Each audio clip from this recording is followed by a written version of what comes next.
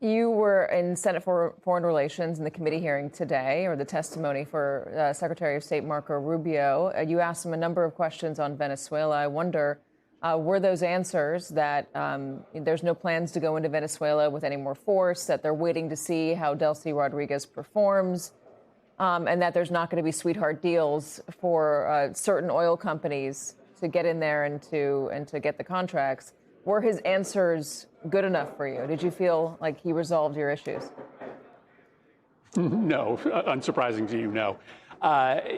There are sweetheart deals right now. One of Trump's biggest campaign contributors got a no-bid license to sell the first batches of oil. Now, he said that was a temporary arrangement, but he didn't promise that there wouldn't be future sweetheart deals for other Trump donors. Remember, all the energy companies went down to Florida during the election and said, we'll donate $1 billion to your campaign if you help us make more money. That's exactly what he's doing in Venezuela. I hope everybody heard his answer to my question about Delcy Rodriguez. I said, in 6 months, if she's still there, has your success been a success or a failure? And he said, well, I can't give you any timeline. I said, what about a year, 2 years? He still said no timeline, basically telegraphing that they may be willing to keep the brutal inheritors of Maduro's regime in charge. Delcy Rodriguez is not a good person. She was in charge of torture under Nicolas Maduro. And because the entire priority just seems to be the oil, it looks like they're going to leave the Venezuelan people out to dry. I hope I'm wrong about that. I hope that in June we hear an announcement of a pending a free and fair election, but he was not interested in giving us any sense of when there was going to be progress in Venezuela, except for taking their oil at gunpoint.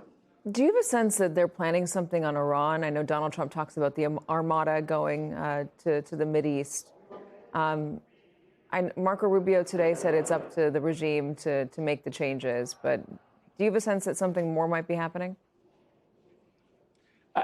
I don't. I mean, I think in the wake of the Venezuela invasion, you have to take him at his word when he threatens to invade Greenland, when he threatens to invade Iran. Obviously, none of this is legal. He can't invade any other country absent an imminent threat without Congress's approval. But I do also think you have to sort of understand the totality of all of this. He seems to be spending all of his time on Venezuela, on defending the killing of American citizens in Minneapolis, on Iran, and no time on what matters to most Americans, which is the fact that costs are going up.